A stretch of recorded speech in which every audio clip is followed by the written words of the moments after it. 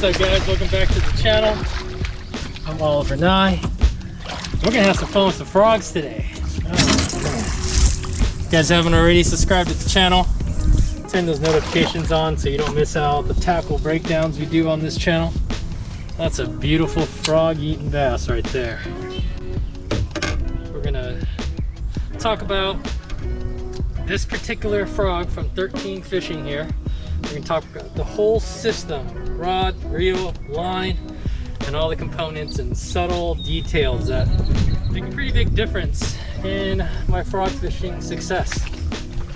Oh, love it. Gosh, it's so much fun. Thanks, buddy.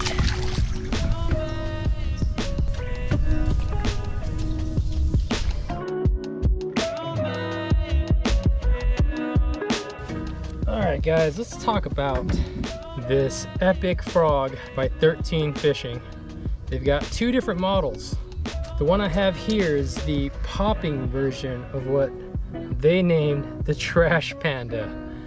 And as its name implies, these frogs are synonymous with heavy cover, trashy looking areas, slop, overhangs, lily pads, cheese beds, you name it. But I love throwing a frog earlier in the season than most people may anticipate being prime time for fishing a frog.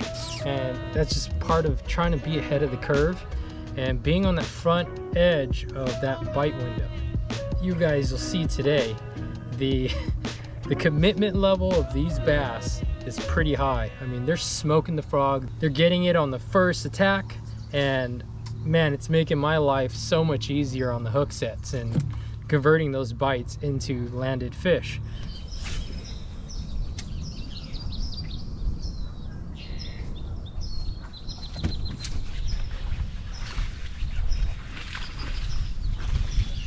That was awesome.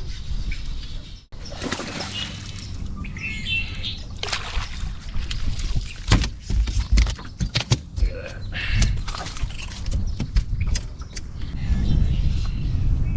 That was sick.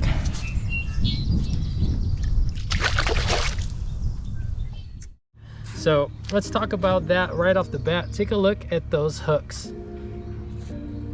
Obviously the shape and style of that body helps protect those hooks when I'm making treacherous casts up in the slop like you see behind me here. But I like the fact that those hook points are almost protruding from the top of the body. And today's the first day I've actually thrown this frog, and I am 5 for 6, and that's a pretty high ratio. There are times when, man, it could be as low as 0 for 10 or whatever. I'm very pleased with the hookup percentage on the stock hooks right out of the box. And you see here I'm tying it straight to braid, and this is 70-pound Defiant smooth casting braid. And why 70-pound? Well, it comes down to the nature of the cover that I'm fishing this Trash Panda in. And if I hook a 5+ pound bass in and around that cover, I need to have the confidence that I can wreck on that fish and muscle it out of that treacherous cover. It just gives me a lot more leeway and helps me fish confidently and without fear.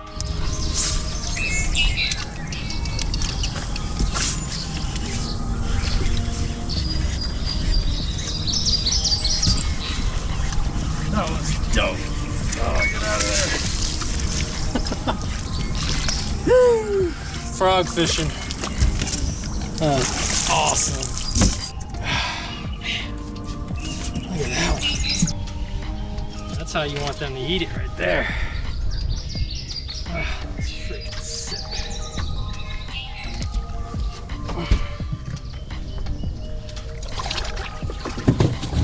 Okay, the 70-pound smooth casting braid handles really well. It's comparable to 55, 65 pound from other manufacturers. So if you guys haven't, give that a try. Let's talk about the rod and reel setup here. Obviously, we already talked about that 70-pound Defiant smooth casting braid. I've got a high gear ratio Fishing 13 Concept C2.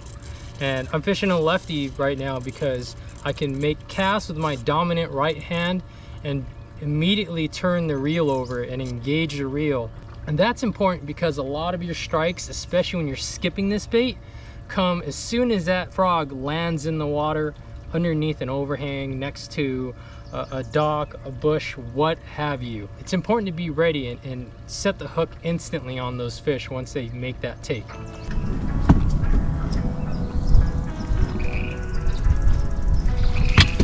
Oh my gosh! That's got freaking hammered. So I'm fishing a lefty today. If you got whatever hand you guys like casting with, practice. Focus on using your off arm or your dominant arm or whatever. Practice casting and not switching hands. It pays huge dividends when you finally make that beautiful, perfect cast. Get it where you need to, and on that first twitch, man, a big one eats it.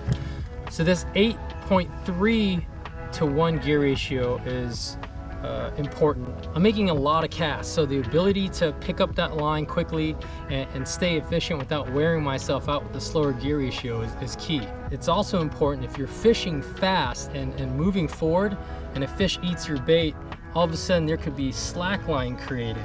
You got to be able to pick up that slack quickly, set the hook on that fish, and also keep tension on that fish to keep those hooks buried. So high gear ratio is a must for me. I am loving this Concept C2 so far.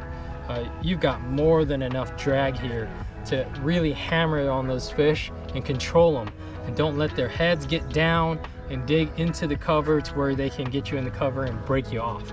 Okay, and on that reel, and I've got this reel mounted on one of the Omen Black 7'6" medium heavy rods. Now this is a extra fast taper, but it's got just enough give to help me actually work this frog more efficiently. What I love about this popping trash panda is that it actually will walk the dog really well in place. And also I can get this bait to spit water just like any of my favorite poppers. It's a very versatile bait, and I actually like throwing a popping frog in some pretty thick cover where most people would go with the standard trash panda that's got a pointed nose. That bait obviously comes through the cover better, but I actually feel there are times when this thing hanging up and getting stuck and splashing and moving around branches and grass or whatever it is helps create a presence. It's disturbing the water, it's helping those fish actually track and locate it, and it causes a ton of commotion. And I feel like it's a technique and presentation that they don't see very often. To be honest, it's a little bit more of a pain in the ass to work that way, but the trade-off is I'm getting bites, and whatever it takes for me to get bit, I'm down for it.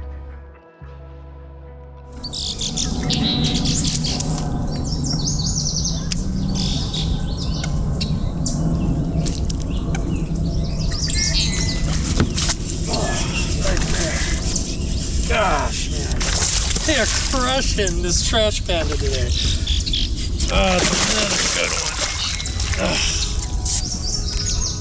That was amazing. Skip that trash panda up underneath that overhang.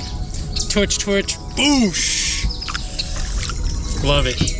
Look how well this rod keeps him pinned. It's the biggest one of the day right there. Frog fishing, man, that is a classic bite right there. That's why I woke up at 4:30 in the morning hoping for a topwater bite, which I had earlier this morning when the sun came out. And one of the best ways to continue having success on topwater is with a frog. You can just put it in places like these shady pockets that you can't get any of these other baits.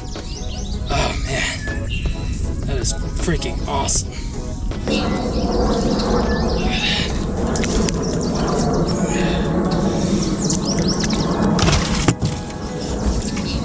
So if you guys haven't started frog fishing yet, pick up one of these trash pandas, the popping variety especially. It is so versatile.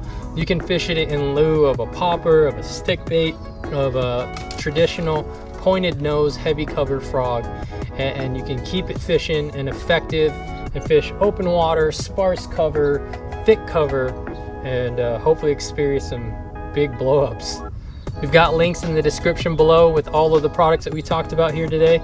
We're excited to have 13 Fishing as a partner here on the page. Anytime you guys click those affiliate links in the description, it helps the channel out. So on behalf of the Big Bass Dream Team, I'm Oliver Nye. Appreciate you guys tuning in. Subscribe, turn those notifications on, and we'll catch you guys on the next tackle breakdown.